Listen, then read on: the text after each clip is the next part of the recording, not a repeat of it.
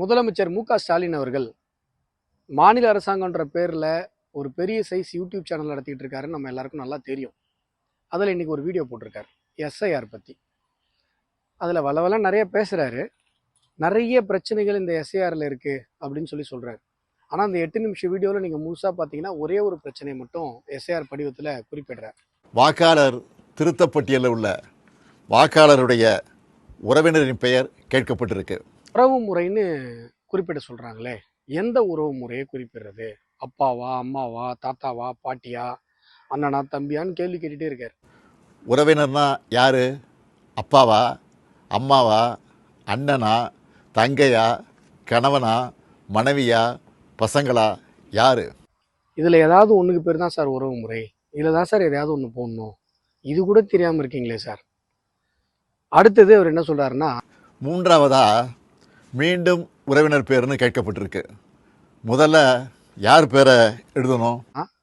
அந்த ஃபார்மில் 3 பார்ட் இருக்கும். First part, second part, third part. First பார்ட்டில் நம்மளுடைய விவரங்கள் போடணும்.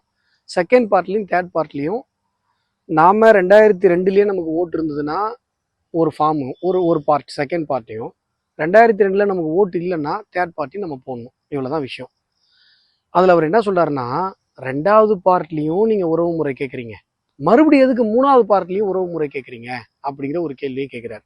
2வது பார்ட் எழுதினவங்க 3வது பார்ட் எழுத மாட்டாங்க, 3வது பார்ட் எழுதினவங்க 2வது பார்ட் எழுத மாட்டாங்க. இதை விலைக்கு உங்கள் கட்சிக்காரங்களே நிறைய வீடியோ போட்டிருக்காங்க. அதை கூட பார்க்க அந்த புகைப்படம் வந்துடும். இதில் புதிய புகைப்படம் ஒட்டணும். இப்போ கணக்கெடுப்பு படிவத்தை 3 கேட்டகரியாக பிரிச்சுக்கலாம். மேலே இருக்கிறது 1, இங்கே கீழே right hand side left hand side 2. அடுத்தது இங்க இந்த எலக்டாரு 2025 ஒரு பேர் இருக்கு. இது எல்லாருமே கம்பல்சரி ஃபில் பண்ண போறாங்க. இந்த எலக்டாரு 2002 இருந்திருக்காரு. அப்படின்ற பட்சத்தில் அவர் 2002 இருக்கவங்க இந்த சைட்ல தான் ஃபில் பண்ணணும். அவர் பேரை இருக்குல்ல, அவரே குப்புசாமின்ற பேரை போட்டுருவாரு.